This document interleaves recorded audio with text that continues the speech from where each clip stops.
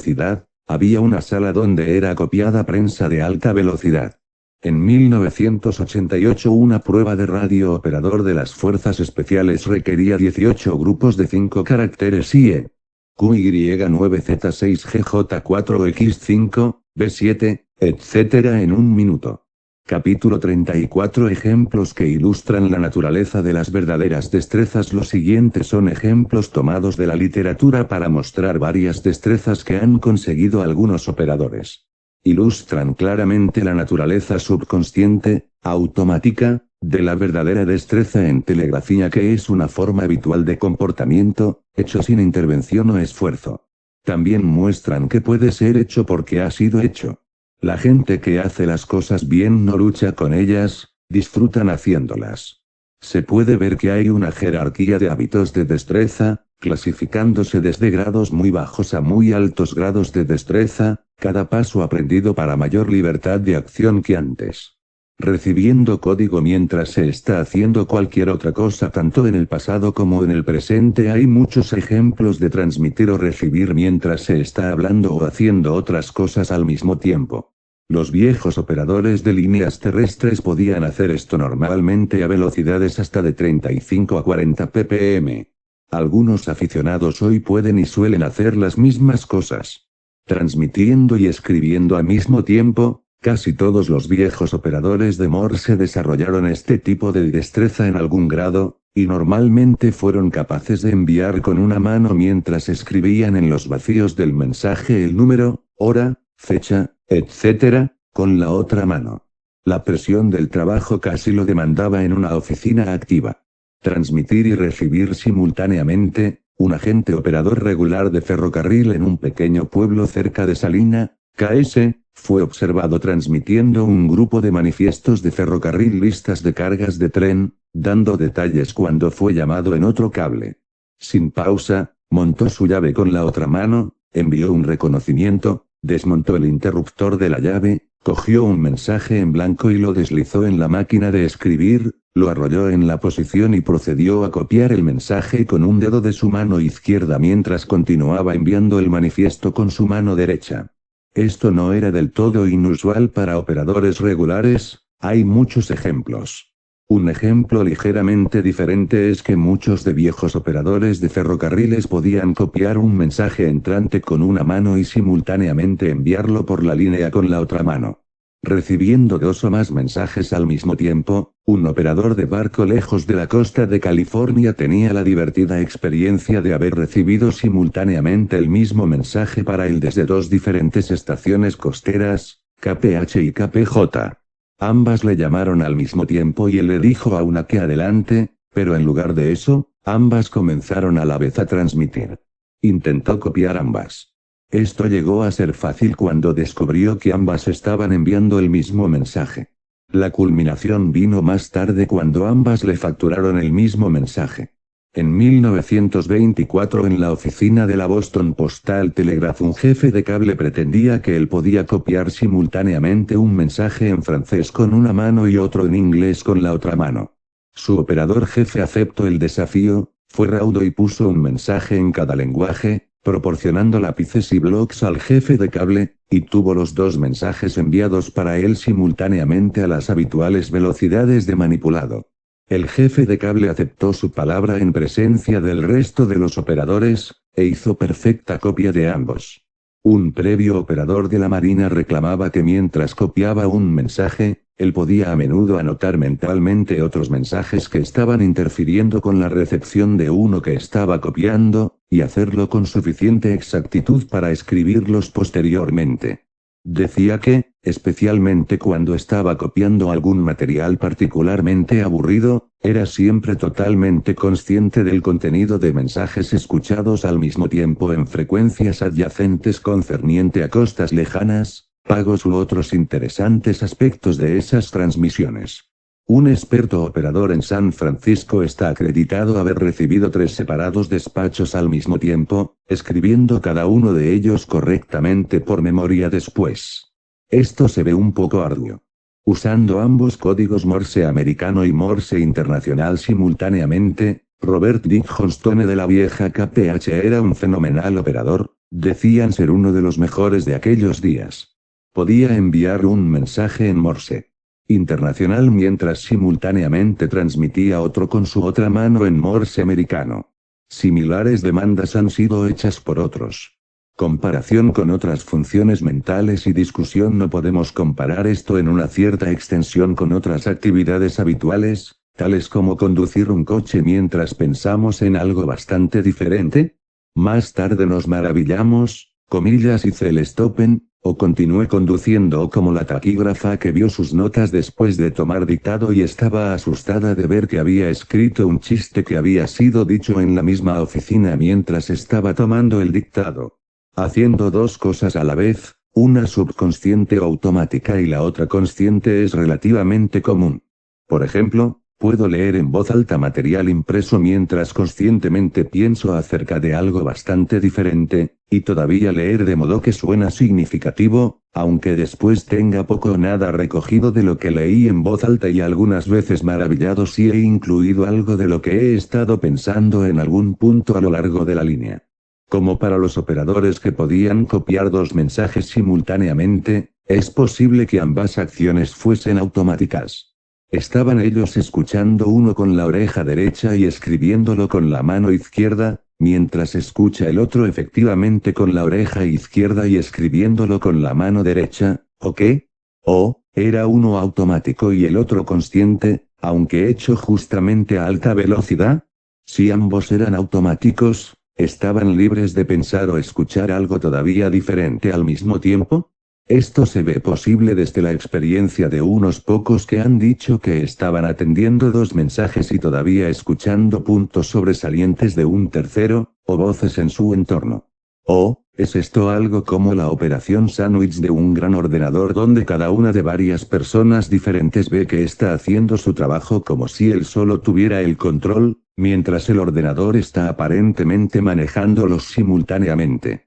Realmente el ordenador hace esto dividiendo los trabajos en partes que son organizadas y procesadas de una manera entretejida por un esquema para uso óptimo de las funciones de computación, división de tiempo y control para mantener cada uno separado, y solo viendo dar a cada operador el control unitario. Para un ejemplo humano, como hace el oficial de control de tráfico de un aeropuerto para mantener la alerta a las llegadas y salidas de muchos vuelos al mismo tiempo, viendo dar cada atención simultánea? Muy interesante, ¿no? Velocidades por 1933 se escribió que un buen operador comercial podía y hacía una media de 40 ppm en un trecho de 8 horas, manejando cualquier cosa desde noticias directas a tablas de datos. La transmisión a mano era absolutamente regular, rítmica e incluso inteligentemente codificada y espaciada, un disfrute para la escucha. En las principales arterias de tráfico de la Associated Press, las velocidades en el rango de 60 a 70 ppm no eran extrañas. En 1937 la WCK tenía dos programas de prensa, uno a 45 ppm para ser copiado a oído y otro mucho más rápido para ser copiado con registrador automático y transcripción visual de cinta.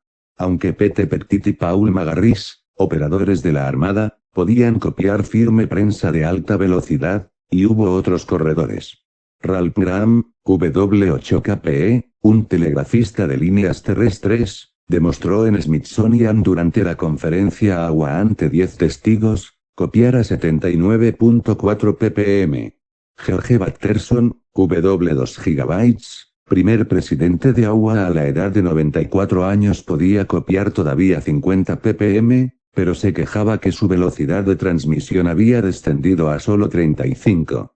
Mike Popella, K3Y, podía copiar 45 ppm a mano en un papel. Jim Farrior, W4 Fock, escribió de este modo: cuando era un chico de 13 años vivía en un pequeño pueblo de Alabama. La oficina de ferrocarril era una de las pocas cosas del pueblo que me interesaban. Uno de los 3 agentes telegrafistas me dio su resonador y su llave telegráfica. El agente del turno de la noche normalmente tenía poco trabajo que hacer y solía ayudarme a transmitir y hablarme sobre los procedimientos operativos, etc.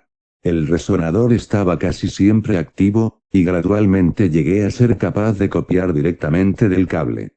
Supongo que lo aprendí bastante como uno aprende a hablar, porque no recuerdo intentar aprender. Estaba hablando que fue realmente muy fácil, y supongo que lo creí. Simplemente fue divertido, y soñaba que algún día podía llegar a ser un telegrafista. Algunos interesantes ejemplos de jóvenes operadores expertos en el pasado. En 1856 el joven de 7 años John O'Brien llevaba telegramas para su hermano Richard, quien a los 15 años era el telegrafista de la oficina de ferrocarriles local. Después de 2 años de esto John persistió hasta que su hermano le enseñó cómo operar. De modo que, con todavía 9 años de edad John llegó a ser un buen operador y fue animado a tener un trabajo por sí mismo. El ferrocarril le ofreció el puesto en un pueblo cercano, y lo tomó. Las gentes de aquellos días estaban acostumbrados a ver jóvenes telegrafistas, pero no tan joven. Muy pronto, no obstante, llegaron a estar tan agradecidos con su trabajo que no fueron realizadas más cuestiones. Aquellos jóvenes estaban motivados y aprendían rápidamente. Cuando comenzó la guerra civil él fue voluntario junto con muchos otros, llegando a ser el operador más joven, y al comienzo de 1862 ya era el operador asistente de la importante estación militar de Fuerte Monroe, VA, y considerado un experto. Fue el comandante, General Ball, el primero que dijo de él que estaba asombrado. En un posterior destino militar en Norfolk, VA, en una ocasión John garabateó 2 mensajes entrantes mientras realmente estaba adormilado, escribiéndolos en un libro que había estado leyendo. Los operadores de la guerra civil solían trabajar en condiciones imposibles largas horas bajo condiciones difíciles o peligrosas en el frente de batalla, y cuando las cosas se calmaban un poco, fácilmente caían en unas cabezadas de sueño. James H. Bunnell llegó a ser operador a la edad de 13 años. Era tan pequeño que tenía que sentarse en un taburete para alcanzar los instrumentos de telegrafía. A la edad de 16 años era uno de los mejores operadores del país, apuntado por su velocidad de 38 ppm por real contaje de palabras. Esto es solo 2 ejemplos de los muchos chicos que rápidamente llegaron a ser expertos telegrafistas en los mediados del siglo XIX. Ejemplos de aprendizaje efectivo de código para los niveles más bajos de destreza. Con 4 años, apenas capaz de escribir incluso letras, has sido capaces de pasar el examen de código. ¿Cuántos de nosotros estarán dispuestos a admitir que alguien con 4 años nos venza? Entonces considera estos niveles de destreza más altos. De 1909 a 1910 Don Cebayace aprendió el código con un amigo, John Cook, y la ayuda de los operadores de la estación comercial PJ en San Pedro Ca. En 1910 estableció su primera estación. En 1915 pasó el examen para una licencia de operador comercial de primera clase, diciendo tener que haber demostrado habilidad de manejar 25 ppm en código continental y 30 ppm en código Morse americano. Más tarde con Tony Gerard jugó un juego que llamaron quemado. Uno tenía que enviar tan rápido como podía con llave de velocidad bug mientras el otro copiaba en una máquina de escribir. La idea era ver quién podía hacerlo más rápido. Esto continuó donde quiera que estaban hasta que Don pudo enviar 45 ppm y recibir aproximadamente 55 ppm. Más tarde necesitó un equipo de 35 operadores asistentes de aproximadamente sus mismas capacidades de velocidad. En poco tiempo los encontró entre el personal de la Marina donde él estaba establecido, y lo hizo de este modo, enviando su petición a esas velocidades y viendo quién respondía a lo que enviaba. Aquí hubo al menos 3 docenas de hombres con destreza de alta velocidad antes de 1920. Fueron hombres que disfrutaron el código tanto que consiguieron altas metas. Moraleja, si quieres hacerlo, probablemente puedas. El padre de Arnie era un operador jefe telegráfico en una estación de ferrocarril y había ganado una vez un diploma de 60 ppm en un concurso para operadores de ferrocarriles. Su hijo, de 8 años, Arnie haraganeaba alrededor de la estación en su tiempo libre. Él no sabe cómo, pero aprendió el Morse por sí mismo y pronto aprendió a enviar y recibir a 25 ppm. Cuando papá estaba fuera copiaba las órdenes de tren para él. Buscó un trabajo como operador. Después de mucho suplicar, había dicho que podía operar toda la estación por sí mismo cuando alcanzó su 9º cumpleaños. De modo que lo hizo, todo el día, mientras su padre miraba sobre su hombro y sonreía una vez o dos. Arnie suplicó a los ferrocarriles que le dejasen ser un operador del segundo turno después de la escuela y los fines de semana por 50 centavos a la hora como operador del segundo turno. Se le pidió pasar el examen de calificación especial, transmitir una orden de tren a 25 ppm usando una llave con su mano izquierda para las dashes y una segunda llave con su mano derecha para los dots. Él tuvo éxito un mes más tarde, y finalmente le fue dado un trabajo como operador solitario en el segundo turno todo el verano. Apéndice fuentes de material. Los siguientes son las principales fuentes de los conceptos expresados aquí. Muy pocas de ellas han sido citadas literalmente, pero cuando lo han sido encerradas normalmente entre comillas. Las referencias en general son solo de la primera página del artículo. QST. 1923 julio página 52. 1925 marzo página 45. 1929 diciembre pi. 1933 febrero página 76. Noviembre página 39. 1935 mayo página 68. 1937 agosto página 7, noviembre página 26. 1939 abril página 6. 1940 octubre página 9, 73, diciembre página 90. 1941 enero página 45, febrero página 48, junio página 66, julio página 44, agosto página 51, septiembre página 35, octubre página 44. 1942 mayo página 66, septiembre página 23, agosto página 40, octubre página 28. 1943 enero página 17, febrero página 13, abril página 13, mayo página 14, junio página 40, página 50, julio página 9, agosto página 9. Estos números tratan de escuelas militares. 1944 enero página 34, marzo página 19, octubre página 30. 1949 octubre página 100. 1951 febrero página 54. 1952 enero página 49. 1972 mayo página 101, agosto página 58. 1975 agosto página 100. 1976 septiembre página 53. 1978 enero página 48. 1979 enero página 51, agosto página 58.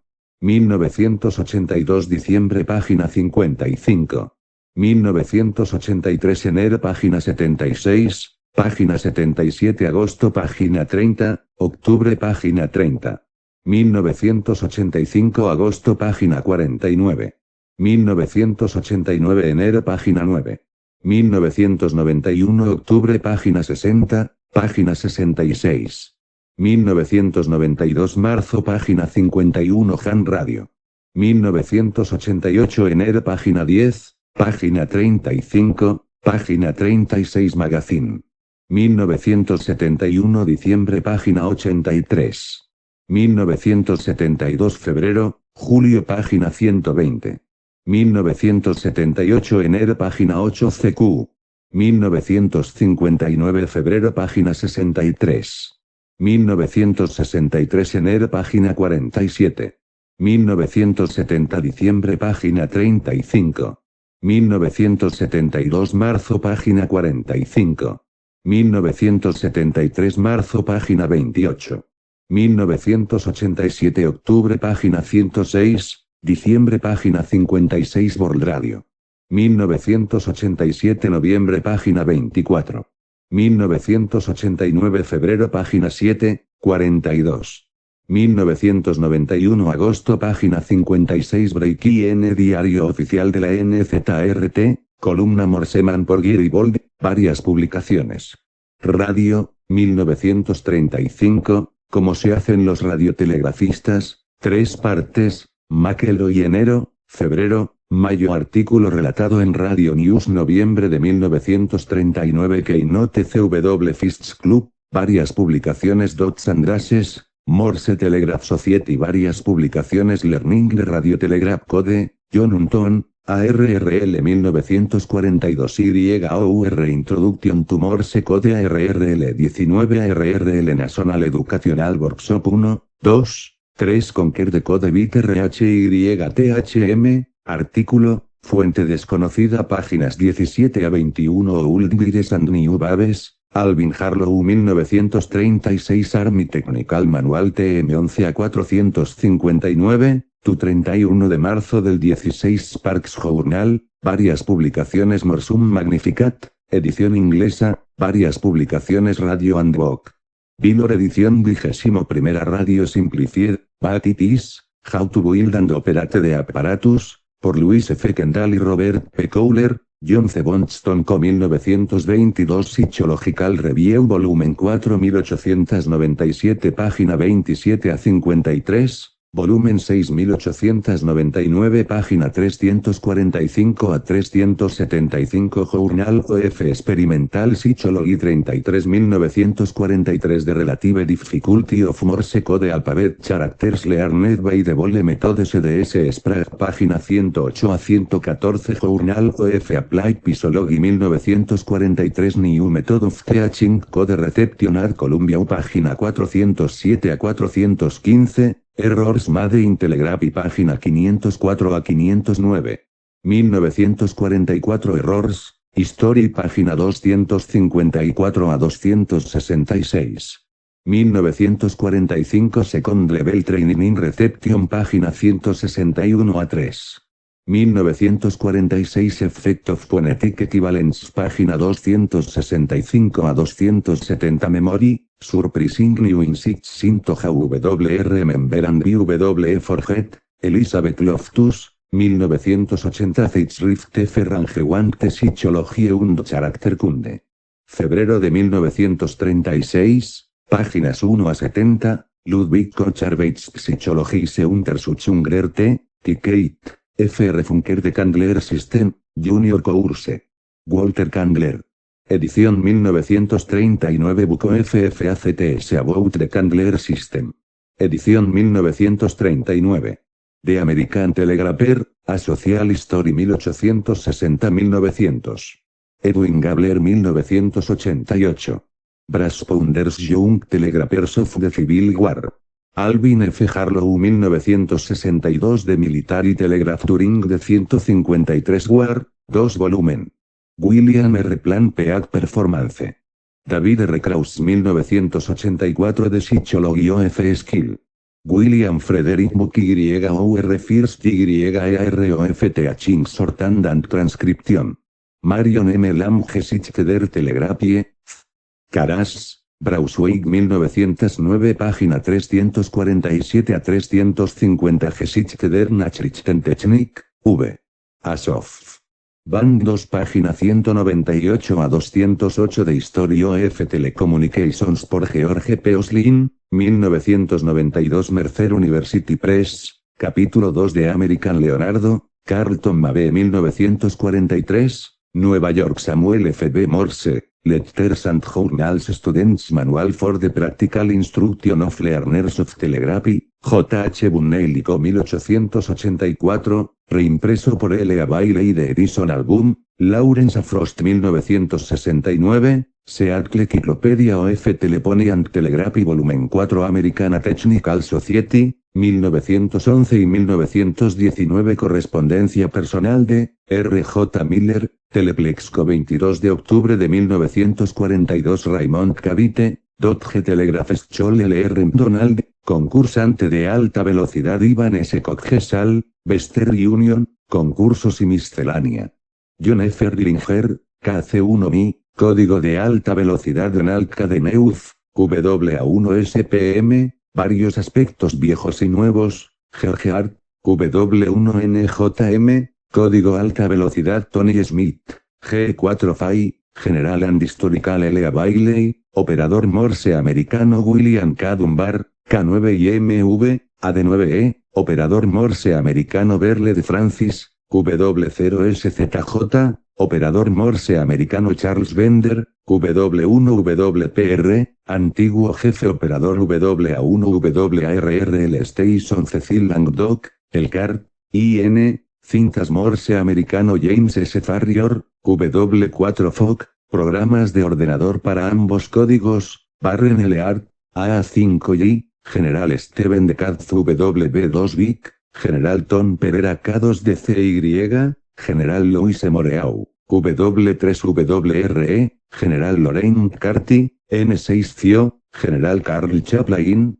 W7Q, General Gary J. Bold, ZL1N. Y probablemente varios otros. Discusiones personales con un número de operadores de CW, George Marshall, aficionado 9AR, 110, comercial de primera clase desde 1915-6, y marina hasta 1945, Kido Sultise, aficionado 9NX y comercial desde 1919, K6TK, K5OJ, Alvin Beunru, 9 Bio desde 1923, W9AWP, comercial, y W0AWP, y otros más tarde, incluyendo Clarence Wallace W9ABJ, mi hermano P. Kenneth Pierre Pons, KF4W instructor voluntario, todos quienes contribuyeron con algo de valor incluyendo algunos materiales. Ya que estos materiales han sido reunidos durante un periodo comenzando en 1930, algunas fuentes han podido ser mal colocadas o perdidas. Apéndice alta velocidad. Recomiendo encarecidamente que todos aquellos que empiezan, o están pensando en empezar a aprender Morse, lean al menos los capítulos A y B de este apéndice para ver lo valioso que es esta nueva aproximación al tema. Para aquellos que simplemente quieren saber las corrientes más actuales en este tema seguramente será de su interés. Para quienes quieran ayuda para aumentar su velocidad de recepción y de transmisión, especialmente por encima de 45 a 50 ppm para acercarlos a velocidades normales de conversación hasta 80 a 100 ppm, proporciona información útil y unas líneas de actuación prácticas. Aquellos que lo han hecho dicen que comunicarse a esas velocidades es mucho más divertido, y que realmente es tan fácil que no hay una buena excusa para no intentarlo al menos. Tal vez no todos estén física y mentalmente capacitados para alcanzar la más alta velocidad. Pero disfruta cualquiera que sea la velocidad que logres alcanzar. Los capítulos son, a una nueva forma de hablar, de recomendaciones para cómo lograrlo mejor, C teclados, máquinas de escribir, transmisoras de código, de la experiencia de varios operadores QRQ que lo han logrado, de más cuestiones, los circuitos de alta velocidad de la telegrafía comercial, sin reto a los viejos tiempos. Capítulo a una nueva forma de hablar. Fue en 1925 en el este de Pensilvania donde Ed Hart a la edad de 15 años se convirtió en un radioaficionado con su primera licencia de operadora indicativo 3NF. Se requerían 2 licencias por aquella época. Su hermano 3 años y medio más joven George tuvo curiosidad. ¿Qué era aquello que estaba haciendo Ed y con lo que se divertía tanto? ¿Qué clase de nuevo lenguaje usaba George? Dijo, admiraba a mi hermano mayor. Editorial. Era mi ideal. Tenía 15 años y yo 11. Empecé a aprender Morse como un niño empieza a hablar, escuchando a mi hermano operar, y retuve el código por ósmosis, reconociendo e imitando los sonidos más frecuentes que escuchaba. No me preocupaba de cosas tales como puntos y rayas, sino solo de símbolos con significado. Rápidamente aprendí los sonidos de sus frecuentes CQs, su indicativo 3NF y señales de procedimientos especiales tales como AR, K, D y R, todas todavía en uso, y U para llamadas de americanos a extranjeros antes de que los prefijos W y K se estableciesen, y absorbí otros sonidos con significado. Simplemente los asimilé escuchándolos. Era fácil para mí. No empecé con la determinación de aprender Morse, o de conseguir una licencia para salir al aire. Pero un día, fue el 14 de septiembre de 1926, usando la estación de mi hermano, cuando tenía 12 años, hice mi primer QSO con W9CRJ en Lexington, KY. Estaba bastante nervioso con ese primer contacto y Ed tuvo que terminarlo por mí. Cuando tenía 14 años, Me cronometré a mí mismo 34 ppm. Descubrí que había dominado el código Morse y que era capaz de llevar a cabo una conversación tal y como hacía Editorial.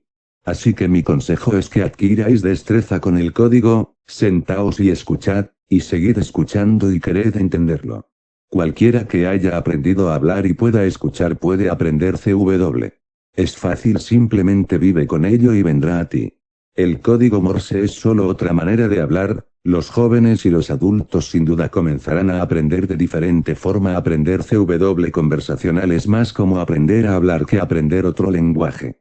Es mucho más fácil, no tienes que aprender cómo pronunciar o oír nuevos tipos de sonidos extraños para ti, aprender un nuevo vocabulario o una nueva gramática. Es simplemente reconocer los simples y monótonos sonidos e imitarlos. Aprenderlo es un problema de estímulo.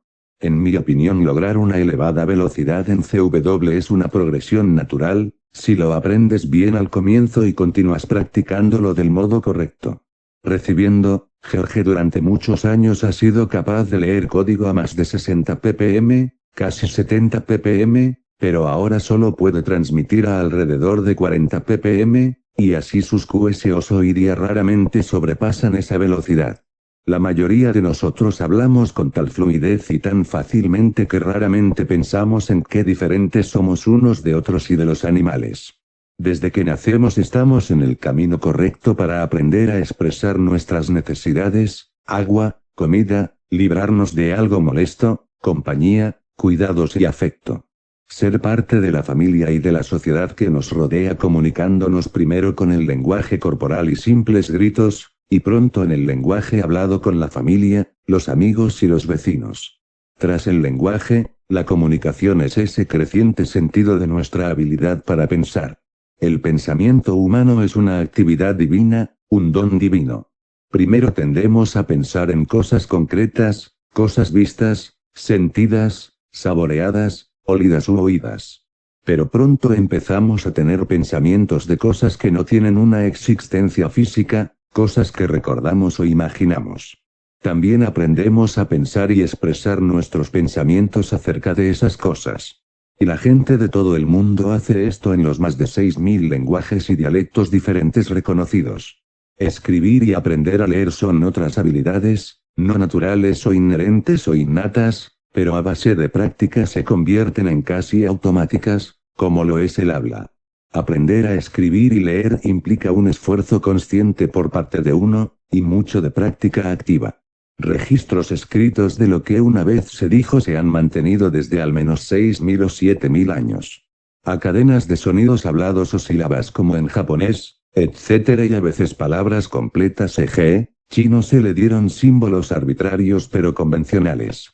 Una vez establecidos estos símbolos, estos han sido agregados a cada grupo del lenguaje. Ahora, ¿qué ocurre con el Morse y otros códigos telegráficos? ¿Dónde encajan? ¿Qué son? Son más parecidos a escritura que lenguaje hablado. Son más parecidos a un alfabeto diferente o un juego de símbolos que a un lenguaje en sí mismos. El mismo juego de símbolos pude escribir en casi todos los idiomas. Muchos de nosotros somos tan literales que leemos tan fácil y rápidamente como hablamos. Apenas apreciamos la diferencia entre una y otra cosa. Podemos pensar y expresar lo que estamos pensando y comunicarnos con los que nos rodean, usando nuestra lengua madre, o alguna otra. En este apéndice vamos a pensar acerca de nuestra visión y actitud hacia el código Morse a la luz de lo anterior. Este año, 2001 DC, el así llamado código telegráfico Morse alcanzó su 163 año de vida. Al igual que escribir, puede hablar cualquier lenguaje. Usando simples paradas arranques, señales on y off, podemos comunicarnos usando toques, sonidos, luz, electricidad, ondas de radio, cualquier medio de intercambio. No tiene peculiaridades dialécticas, ceceos, ni dificultades en la pronunciación o en la escucha, o defectos de pronunciación, nada que lo haga difícil de entender. Personas discapacitadas pueden emplearlo para hablar guiñando los ojos o moviendo los dedos, e incluso controlando la respiración. La gente más normal puede emplearlo por la radio para hablar con aquellos que están al otro lado del mundo o en el espacio. Con práctica y la ayuda de modernos equipos transmisores puede transmitirse y leerse con el oído a velocidades casi tan altas como una conversación ordinaria. Puede enviarse y recibirse automáticamente a velocidades muchas veces superiores, pero esto no es de nuestro interés aquí. Edward Bale, uno de los empleados y más valiosos colaboradores de Samuel Morse, no imaginó qué maravillosa herramienta de comunicación había inventado en 1838. Mantengamos esta idea en mente, es una herramienta de comunicación. En los primeros días de la telegrafía se pensaba que la palabra telegrafía significaba escritura a distancia. Ver capítulo 19. Pero muy pronto los primeros operadores advirtieron que podían comprender letras y palabras a pesar de los ruidos producidos por las máquinas de imprimir. Entonces descubrieron que también podían conversar entre ellos sin tener que escribir nada. Esto ocurrió entre 10 y 15 años desde el principio de la telegrafía comercial. Hablar por código Morse no era nada nuevo. Entonces, ¿cómo empezamos los radioaficionados a pensarlo como algo que tenía que escribirse? Fue porque escribiendo es la única prueba positiva de que estamos recibiendo correctamente el código. Esta es la llamada copia. Y para obtener una licencia administrativa de radioaficionado tenemos que copiar a una velocidad específica. Esto es aún válido, pero a una velocidad que es muy poco práctica, a 5 palabras por minuto. Pero, copiamos nosotros todo lo que oímos por teléfono. Incluso pensar en ello parecería tonto. Comprendemos el lenguaje porque se habla en forma de cadenas de sonidos alternados unos tras otros. O combinados con los siguientes para formar palabras y frases. Por tanto aprendemos a comprender el código de la misma manera, pero con una forma diferente de los caracteres, deletreados como palabras. Es algo que se debe adquirir con la práctica. Por tanto necesitamos saber leer para poder saber cómo deletrear las palabras. Esta es una dificultad añadida afortunadamente pequeña para los angloparlantes. Deletrear es apenas una tarea para los italianos o hispanoparlantes, que deletrean casi exactamente como pronuncian. Hay pistas que nos ayudan a acelerar nuestra velocidad de escucha, casi a la velocidad de las conversaciones. En el próximo capítulo veremos cómo funcionan.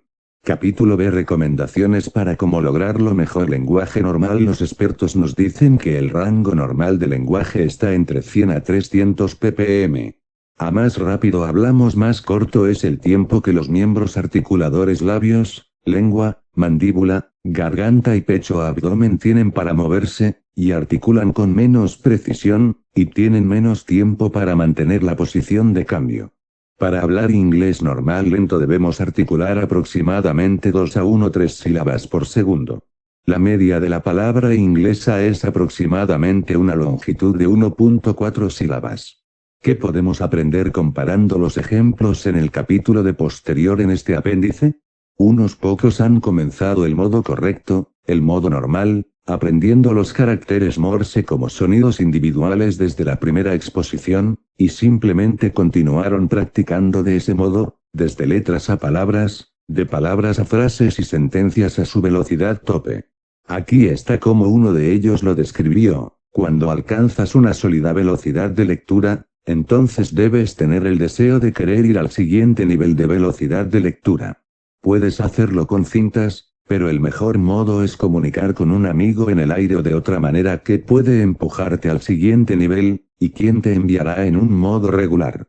Mi amigo me enseñó de este modo: cuando tenía una firme velocidad de lectura, él podría aumentar la velocidad de transmisión.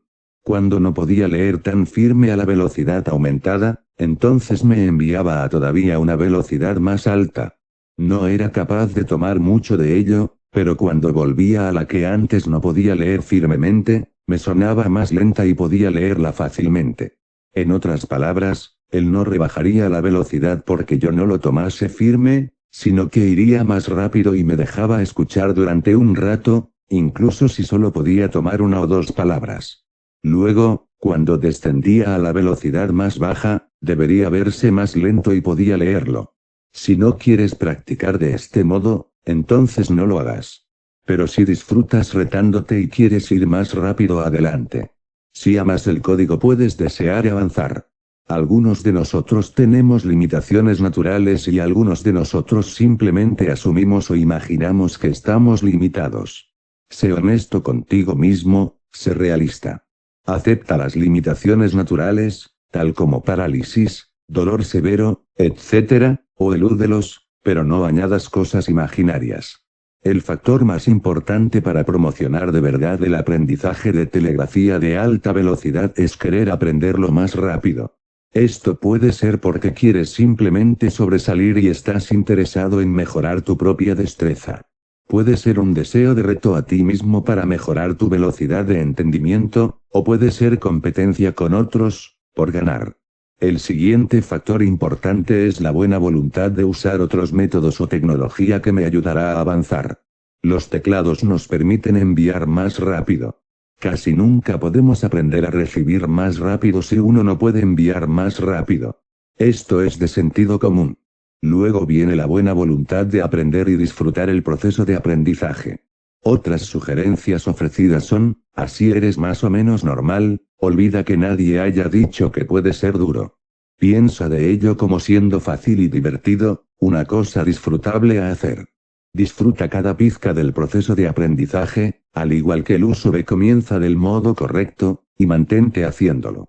Aprende a hablar de este modo. Selecciona la meta de velocidad a la que te sientas confortable y satisfactorio. El límite puede ser el cielo. Recuerda que lo han intentado cientos y lo lograron. No estás solo. Y cuando hayamos aprendido, no te preocupes acerca de leer cada una y todas las palabras absolutamente perfecto, eso nos llega a por relax. Esto es especialmente cierto cuando llegamos a estar por encima de 65 ppm, y nos podemos concentrar en el flujo de conversación general y disfrutarlo. Hay algunas otras características que pueden ayudar. Aquí están unas sugerencias adicionales de Fred Ryan. Elevando tu velocidad de tecleado. Aquí está cómo mejoré mi transmisión y reduje el número de errores a velocidades por encima de 70 ppm en el teclado. Experimenté y encontré que toma aproximadamente 10 días de práctica para superar 100 ppm. Comenzó su experimentación y práctica en sus entonces presentes 70 ppm. Cosas satisfactorias que intentó. 1. Desconectó completamente el tono lateral, y 2. Dejó de mirar a la pantalla, excepto puede que un vistazo cuando sus dedos le decían que había hecho un error, y 3. No miró más al teclado. Estos 3 cambios eliminaron las distracciones, de modo que se pudo concentrar en sus dedos. 4. En lugar de mirar el teclado, lo visualizaba. Entonces podía concentrarse mentalmente y directo donde iban sus dedos para ir al siguiente. Simplemente deseo que sus dedos fuesen y lo hicieron. Esto no es un proceso fácil de describir. Lo comparó con esto: cuando estaba seriamente tocando el piano, aunque estaba consciente de la presencia del teclado del piano, nunca miré dónde iban mis dedos. Incluso si estaba saltando varias octavas rápidamente, podía pulsar la nota adecuada exactamente sin girar mi cabeza. Mirar al teclado para ver dónde se supone que van a aterrizar los dedos hace imposible tocar bien el piano. En un par de semanas de experimentación y práctica, encontró que podía enviar tan fácilmente a 100 ppm como hacía antes a 70.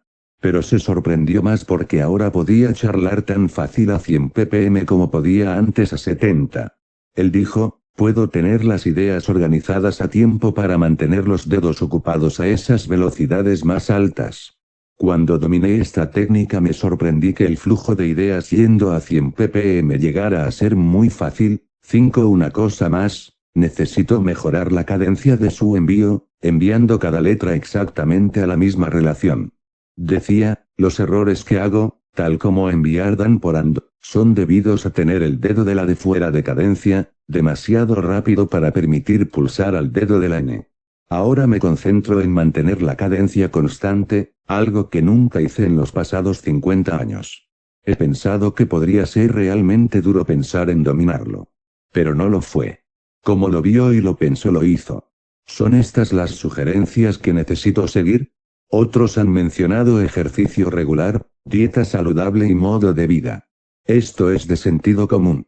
Capítulo C. Teclados, máquinas de escribir. Transmisoras de código fueron usadas comercialmente. Cintas de código perforadas o tintadas, preparadas a velocidades más bajas y enviadas a velocidades de centenares de ppm por un lector de cinta. El desembolso y retraso de tiempo hizo el uso por aficionados poco factible y costoso, excepto para funciones como la práctica de código de la ARRL o boletines. Las primeras máquinas fueron dispositivos mecánicos. Algunos fueron desarrollados antes de 1900 y la mayoría de ellos usaron otros tipos de códigos que el Morse. Yeoman fue un teclado Morse usado hasta cierto punto. Algunos enviaban y recibían tanto letras como puntuaciones. Uno fue una verdadera maravilla mecánica y ganó un diploma mundial. Ello era, un manipulador telegráfico con una memoria descrita como una maravilla mecánica, diseñada por Edwin H. Persian de la compañía telegráfica Persian de Topeka, KS, que fue fabricada por ellos en 1910. Tenía un teclado de 4 filas y un gran tambor en el cual los caracteres estaban grabados profundamente en relieve. Era aproximadamente del tamaño de una máquina de escribir regular. Descrita en la QST de julio de 1963, página 70. Tenía un motor de cuerda como los viejos fonógrafos, pero estaba encerrado en un gran tambor cilíndrico bajo torsión del muelle conductor. A través de un engranaje este tambor controlaba, cuando actuaba bajo un ingenioso mecanismo de escape, una línea de 1 segundo y más grande tambor llamado tambor de memoria. El tambor rotativo de memoria de carácter era complicado. Tenía un total de 3240 caracteres de código grabados, correspondiendo a las teclas de las 45 letras, números y puntuaciones, y un número igual de etiquetas de escape. Cada línea horizontal de 45 caracteres grabados era idéntica, con un total de 72 de ellas alrededor del tambor. Si uno miraba un carácter en una fila y luego iba alrededor del tambor a esa posición en la línea, podía encontrar la misma letra en esa idéntica posición en cada línea. El operador tecleaba en la memoria carácter por carácter. Según presionaba cada tecla, el dispositivo de viaje podría recordar ese carácter y moverse a la siguiente línea hasta un total de 72 caracteres la longitud de la memoria si habían sido usados. Tan pronto como comenzaba a teclear, la tracción comenzaría a transmitir perfectos caracteres de código y espacios en secuencia. Continuaría transmitiendo, y un indicador en el frente del teclado mostraría cuántos caracteres estaban todavía por enviar. El operador podía mantener la transmisión tan larga como el medidor mostraba espacio libre. Podía enviar continuamente, mensajes continuos muy largos. El operador sabía constantemente de este modo cuánto estaría transmitiendo la máquina detrás de su tecleado hasta que parase, dándole la oportunidad de darle cuerda al motor, si era necesario. Según continuaba tecleando, el indicador podría actualizar su información. Este era un dispositivo muy mañoso y práctico. Todos los caracteres y sus espacios, de palabra y sentencia, eran correctos y perfectamente formados. Mi sospecha es que la mayoría de teclados mecánicos, como este, enviaban relativamente lentos, con un máximo del orden de 30 a 35 ppm. Solo se sabe de una máquina de estas que está en el Museo Estatal de Topeka. La QST de mayo de 1961 describía la Kodamite, modelo MG100, desarrollada y fabricada por la Link Temco Electronics, con la ayuda técnica de la compañía R.W. Johnson. Debió haber sido desarrollada, construida y luego usada por W. Seymour y luego mostrada extensivamente. Su diagrama de circuito y método de operación fueron descritos durante 1960. Fue principalmente pensada para uso comercial, pero fue de gran interés para los aficionados.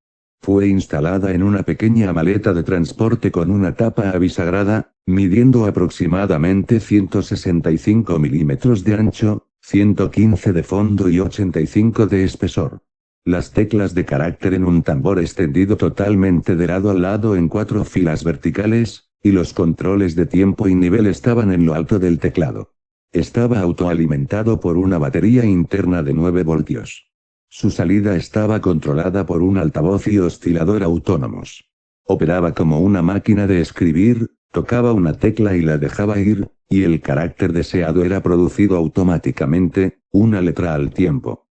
Todo espaciado entre letras y entre palabras era manual, hecho espacio por el operador.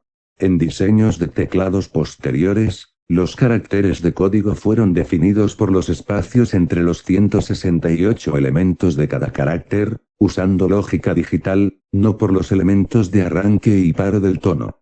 Estos usaban dispositivos de estado sólido AND-OR, flip-flop, y transistores con un registrador de cambio de núcleo magnético para almacenar memoria. Continuaron nuevos desarrollos chips, etcétera, grandemente simplificados para facilidad de operación y calidad de transmisión. Varios diseños fueron promovidos y desarrollados por aficionados.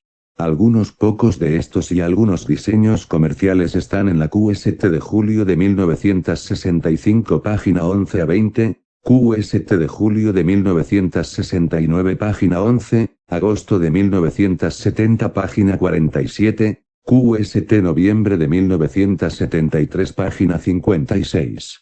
Todas estas fueron antes que los ordenadores tipo PC llegasen en 1981. John Riggs W9 fue un gran desarrollador y operador de alta velocidad. Los yámbicos hicieron más fácil enviar más rápido, y deberían haber sido un completo aumento general de la velocidad con su llegada en los años 60, pero fue el teclado el que realmente arrancó el gran paso en el aumento de la velocidad. Entre los primeros teclados estaban, en 1961 el Codamite, en 1967 uno diseñado por John Riggs W9, estos y otros no tenían memoria. No tenían barra espaciadora. Otros no tenían más que el automático espacio individual entre letras después de cada carácter. Los espacios eran hechos por el operador. En 1974 el teclado Morse Curtis KB4200 fue una de las primeras unidades con una barra espaciadora para espaciado de palabra normal controlado.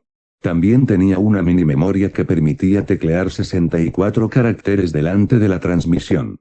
Un medidor mostraba cuántos espacios de caracteres había entre el tecleado y la transmisión, permitiendo una forma de tecleado continuo. En alguna parte de este periodo la adición de una mini memoria intermedia hizo los teclados mucho más útiles y más rápidos. Información en las siguientes QSTs. Octubre de 1974, página 40, permitía una mini memoria de 64 caracteres. Julio de 1975, página 11, septiembre de 1976, página 11, enero de 1978, página 24, octubre de 1979, página 22. Este artículo es si acaso una lectura de valía para información de problemas de diseño, pero se cae lejos de los otros en utilidad y flexibilidad. Enero de 1980, página 44, debería ser interesante para los diseñadores. Capítulo de las experiencias de varios operadores QRQ que lo han logrado. He traído juntos en este apéndice un número de experiencias de operadores de super alta velocidad en el aprendizaje y uso de altas velocidades de código. Todos, excepto Gary Boldt, son de los Estados Unidos. Es tan preciso como he podido hacerlo. Ha sido coordinado con los nombrados, en la medida en que están todavía vivos y capaces de responder. Puedes ver que no hay solo una forma para alcanzar altas velocidades, ya que la gente lo ha hecho de diversas formas. Este registro está más o menos en secuencia histórica.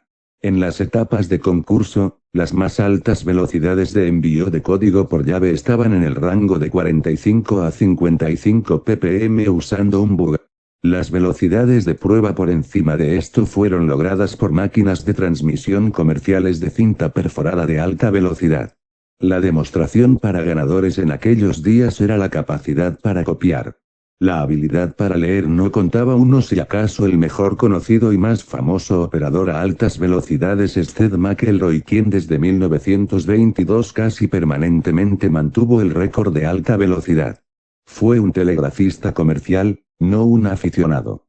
El 6 de mayo de 1922, se enteró de una exposición en Boston, el cual incluiría un concurso de velocidad de código. Su patrón le permitió la noche para intentarlo, y fácilmente ganó usando código Morse internacional, el cual no había usado por cerca de un año, a 51 ppm. Fue una gran fiesta para él. Más tarde en 1922 en Chicago ganó el trofeo a 55,5 ppm con copia perfecta para el campeonato mundial. En septiembre de 1935 en un concurso en Brockton Malo perdió por su amigo Joe W. Chaplin a 55.3 ppm, por hacer 11 errores. Entonces en el World's Fair calificó 69 ppm con solo 2 errores, mientras Joe Chaplin hizo 3. Lo que muchos no saben es que en julio de 1939 él y Lavon McDonald de Chicago empataron a 75 ppm. Pero cuando la velocidad se incrementó a 77 ppm, McDonald lo hizo mucho peor que Ted también hizo algunos errores, de modo que los jueces le acreditaron con 75.2 ppm, el ganador. Él no fue retado desde entonces y 75.2 ppm han permanecido con el récord mundial oficial. Ted reconoció que había muchos otros operadores que tenían habilidades tan buenas o mejores que las suyas, pero no entraron en los concursos.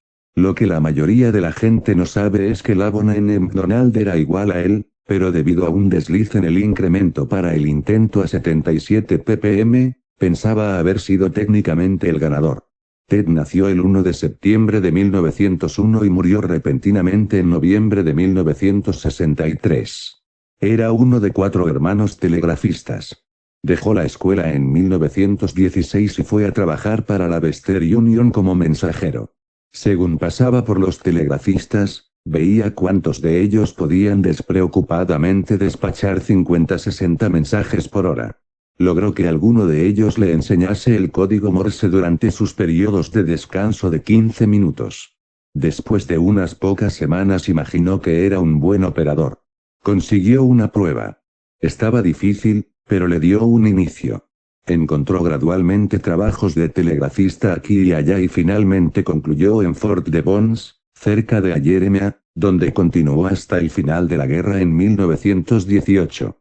De vuelta en Boston consiguió un trabajo usando código Morse internacional en la estación RCA, Chatham M.A. Fue escabroso conseguir usar el nuevo código Morse internacional durante las 2 primeras semanas. En 1920 la estación se cambió a la ciudad de Nueva York, pero el cambio no fue bien para él de modo que regresó a Boston y logró un trabajo con la Western Union de nuevo. En un telegrama a Frank Bordosi fechado el 14 de septiembre de 1933 escribió a mi viejo compañero Frank Bordosi, en reconocida gratitud de la valiosa asistencia y apoyo que me dio, a lo cual debo mi habilidad para ganar el campeonato mundial como radiooperador. Y de nuevo en una carta fechada el 4 de septiembre de 1935 a Frank Bordosi Ted escribió: has sido el mejor amigo para mí en este asunto del código que he tenido. No puedo entender cómo fallé ganar este año. Como me siento en esta silla copio firme sin un simple error por 5 o 10 minutos cada vez, a 70 ppm, y no puedo entender cómo cualquier unánimemente hombre viviente puede hacer lo mismo, porque sé que las señales que estoy copiando no pueden ser leídas copiadas por ningún otro, esto es, sin error. En un telegrama desde Dorchester me ha fechado en 1935 a Borsodi, McElroy escribió: quiero decirte que aprecio muy profundamente la ayuda que me brindaste para ganar el título. Tu equipo y consejo realmente ganaron el título. Nunca olvidaré la deuda que tengo contigo. Nota que esto refuta totalmente la tontería que escribió de lo mucho que el método Candler le había ayudado. Borsoli, en una carta hecha a tinta recibida en abril de 1975, escribió a Bill Eitel que en la exhibición había 170 invitado a Ted a sentarse y conducir un pequeño desarrollo en recepción de algo de código de alta velocidad en una carrera informal. El operador de transmisión de la estación de Borsoli había perforado una cinta, y su operador receptor la tenía y dejó que McElroy se sentara y escribiera la copia. En otro lugar Borsoli dice que Ted hizo una copia precisa a 79 ppm durante 75 líneas sin un solo error. En otra parte Borsoli dice que él y Taylor verificaron la velocidad de concurso más tarde de McElroy como 76 ppm. Contenía material técnico con el cual Ted no podía haber estado familiarizado. Esto es fenomenal. Ted decía que podía leer el código mucho más rápido que eso. También decía que sabía de muchos otros operadores que también podían. Era la escritura lo que limitaba a él y ellos dos. Lavon McDonald igual a McElroy. Definitivamente le empató con Ted McElroy en el concurso de 1939. No hay más información del 3 James B. Hendrix, W9, N23 de diciembre de 1914, M20 de octubre de 2001. Promovió y desarrolló el sistema de teclado. Diseñó primero un Yambico usando válvulas. Garibaldi usó uno de estos durante 15 años comenzando en 1966, cuando cambió al Yambico Curtis. Jim fue cofundador del Club CFO y debió haber sido en sí un hombre de alta velocidad. No hay información de sus antecedentes. 4 William Billy Tell, número 1908, M 1989. Y si acaso su mujer Laney. En código de alta velocidad. Tomado de un archivo de algunas de sus cartas y contestaciones de amigos y otros comenzando en 1974. Su temprana historia de aprendizaje del código y radio no es muy conocida en detalle por ningún corresponsal vivo.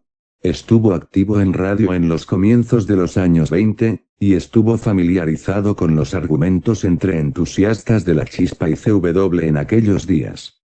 Fue un genio en el desarrollo de las válvulas de alta potencia y otros aspectos electrónicos, y fue bien conocido como cofundador de la famosa compañía EIMAC en 1934. Era un profundo pensador. La mayoría de los siguientes materiales están en sus propias palabras. El potencial del código Morse para comunicación, usando los beneficios de equipos modernos, expande nuestra pasada habilidad de una manera nunca pensada posible. Algunos aficionados han estado y están hablando juntos con código Morse a velocidades de 80 a 100 ppm o más. Estos nuevos operadores de alta velocidad aceptan nuevo equipo como un medio de mejorar sus habilidades operativas, una herramienta y no como una amenaza de sus condiciones. Es interesante notar que los miembros del Club 5 Estrellas consiguieron sus velocidades usando teclados sin memoria, tal como hacemos hoy. Porque con nuestras viejas herramientas no podíamos enviar tan rápido. ¿Es esto realmente el límite superior de nuestra habilidad de recepción?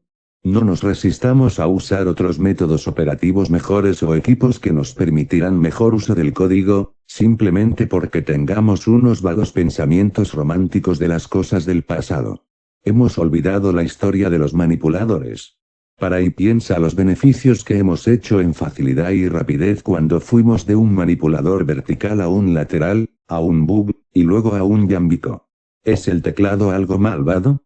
Es la verdadera medida de una eficacia de recepción la habilidad de copiar, de ponerlo en un papel. El copiado fue muy importante cuando los mensajes eran pagados y el mensaje codificado tenía que ser registrado de modo que el mensaje podía ser dado al destinatario en una forma que podía leer y saber que era correcto.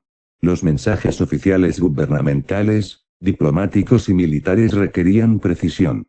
Pero cuando vemos el código Morse como un medio de comunicación entre individuos, no como un medio de manejo de mensajes oficiales o de negocios, tenemos un nuevo juego de circunstancias y beneficios, y no es más deseable ponerlo en papel que lo es escribir una conversación telefónica palabra por palabra.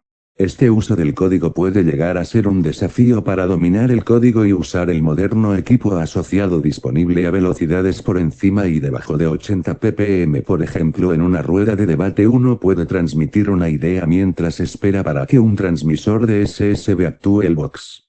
Sí, puede haber algo cuyas limitaciones mentales o físicas evitan estas velocidades, pero el más disuasorio es la falta de un interés real.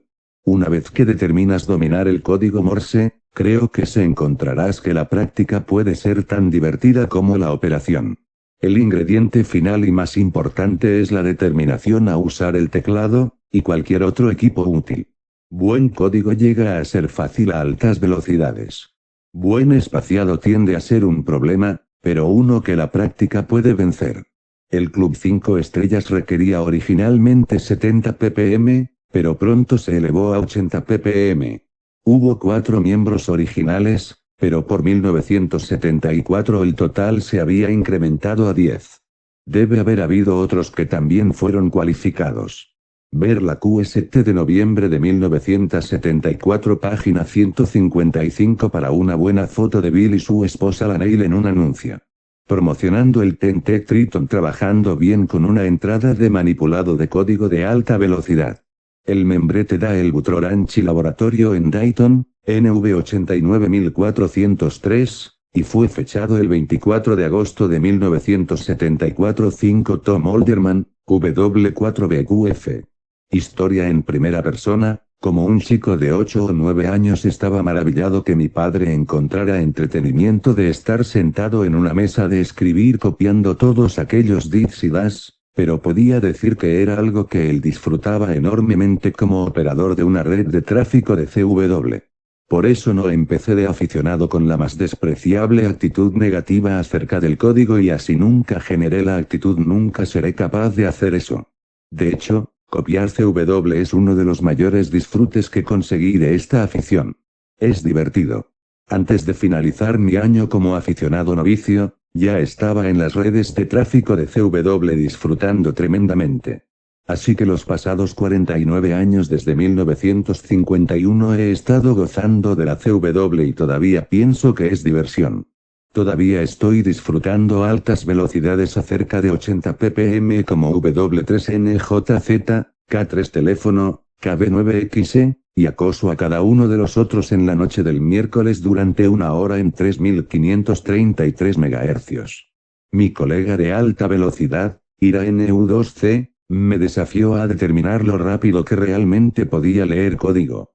Encontramos que la máxima velocidad que podía entender y responder correctamente a sus preguntas era 144 ppm. No soy un monstruo, y sospecho que la clave de arranque para ser capaz de copiar código de alta velocidad es una actitud inicial de aprender. Puede ser el factor más fuerte. Creo que siempre ha sido dicho que el aprendizaje del código es como los terribles temas de matemáticas en la secundaria, por ello la mayoría de aficionados potenciales arrancan con una mala impresión del código. Estoy bastante convencido de que hay un montículo de velocidad al que muchos aficionados, yo mismo incluido, les parece tener un exceso de problema. Pienso que el rango del montículo de velocidad está entre 45 y 60 ppm.